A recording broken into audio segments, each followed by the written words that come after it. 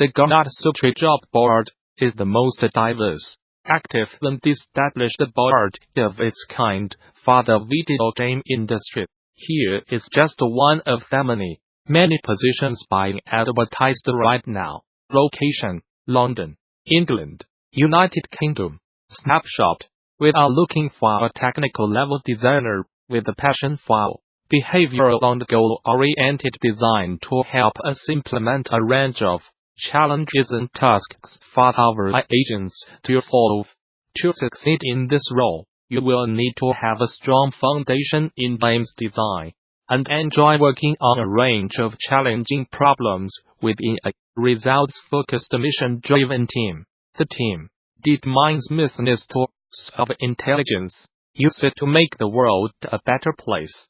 The world's team provides DeepMind researchers with the best training and testing environments possible. This range from bespoke mini-games aimed at answering specific research questions to expensive first-person environments using modern game engines. The world's team is crucial in helping steer DeepMind's research forward.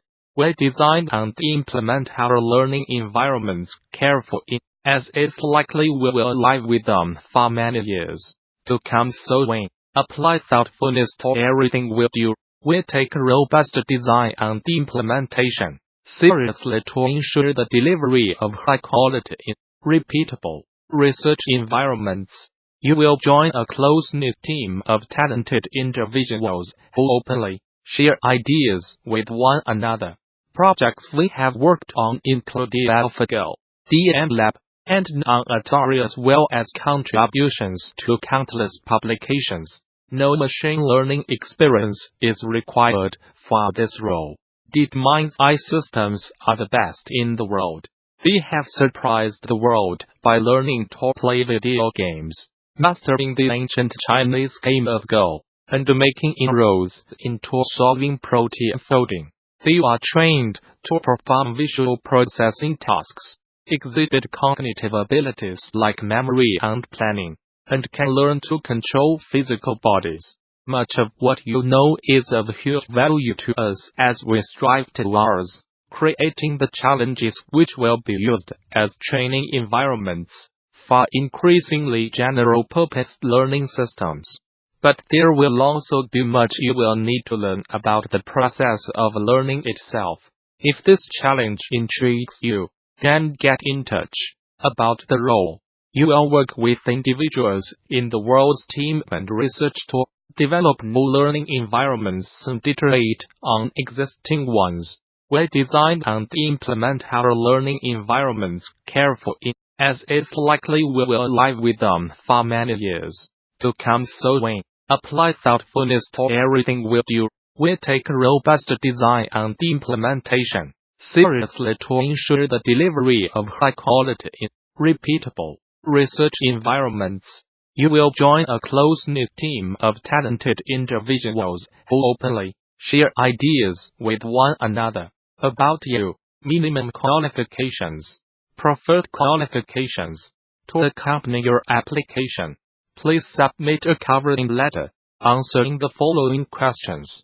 DeepMind welcomes applications from all sections of society. We are committed to equal employment opportunity regardless of race, religion or belief, ethnic or national origin, disability, age, citizenship, marital, domestic or civil partnership status, sexual orientation, gender identity, or any other basis, as protected by applicable law. If you have a disability or additional need that requires accommodation, please do not hesitate to let us know. Competitive salary applies. Interested? Apply now. Whether you are just starting out, looking for something new, or just seeing what's out there, the Gamasutra job board is the place where game developers move ahead in their careers.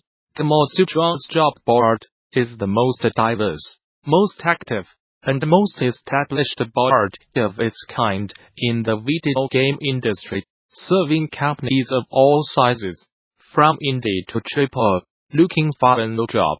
Get started here. Are you a recruiter looking for talent? Post jobs here. Rumors of an updated Nintendo Switch are circulating again. But this time the Wall Street Journal, WHO, claims Nintendo is working on not one, but two new Switch consoles. According to the WHO, which claims to have spoken with people familiar with the matter, Nintendo will release one version of the machine with enhanced features for those who want to upgrade their Switch experience, and another cut-price console aimed at more casual players. With regards to where each device will fit into Nintendo's current console ecosystem, the stripped-back Switch has been pegged as a successor to the aging 3DS, while the enhanced version will entice hardcore fans in the same way as the X1 X and PlayStation 5 Pro. To reduce costs for the cheaper model, Nintendo will reportedly remove the vibration functionality from its Joy-Con controllers, largely because there are not many games being released that make full use of the technology. It's unclear what else Nintendo plans to change, and there are not any hints when it comes to pricing either. Answers to those questions, however, might be right around the corner, as both consoles will apparently be unveiled at E3 2019, and could seemingly be on shelves just a few months later. As always, it's worth taking the news with a pinch of salt until we get official confirmation. But this is not the first time we have heard these rumors. Back in October, the WHO again wrote that Nintendo would be launching an updated Switch in 2019, and that the new device would arrive in the second half of 2019. So, at the very least, the rumors have been consistent. Niantic announced its Beyond Reality Developer Contest earlier today, and is encouraging artists to enter and create a game using the studio as a real-world platform for a chance at a prize pool of more than $1 million.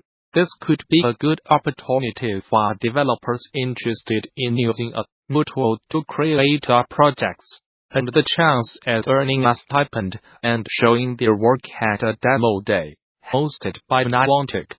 As explained in a blog post, the studio is seeking a team composition of at least 5 developers with experience in Unity and Java server development. In terms of product, the possibilities are endless. Our definition of games is pretty expansive. So if you have an idea that bridges gaming and other areas like physical activity, social, travel or shopping, please feel free to submit. The post reads: a select group of 10 teams will earn a stipend and access to the Niantic real-world platform, and finalists will work for a 3-month period, with the goal of showing off their work at a demo day in San Francisco. In addition to regular guidance and discussion from the Niantic engineering team, finalists will be brought to the San Francisco Bay Area to meet with executives and lay the groundwork for the work to come.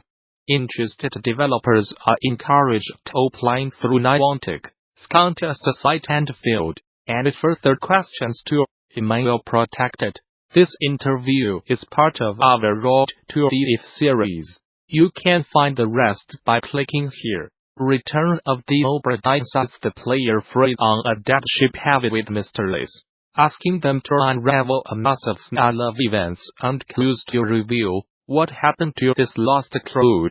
Gamasutra spoke with Lucas Pope, solo developer of the Sumasmole Grand Prize on Excellence in Everything nominated title, to talk about the challenges that come up with creating such a colossal, interweaving series of mysteries. How to know when you are revealing too much or too little, when you know the whole story, and the mood the developers sought with the game's striking 1-bit art style. I am Lucas Pope, and I created Return of the Obra Dinn as a solo developer. I have been making games for most of my life. Basic type-ins on the 299 for a hypercard distractions on classic Mac, 6502 ASM games on C6 Fire, Quake mods, commercial console titles, and computer games. The project started with me wanting to build a modern 3D game using 1-bit rendering output. I had a few ideas of how to make a game out of it, but most of them were too complicated or difficult for a one-person dev.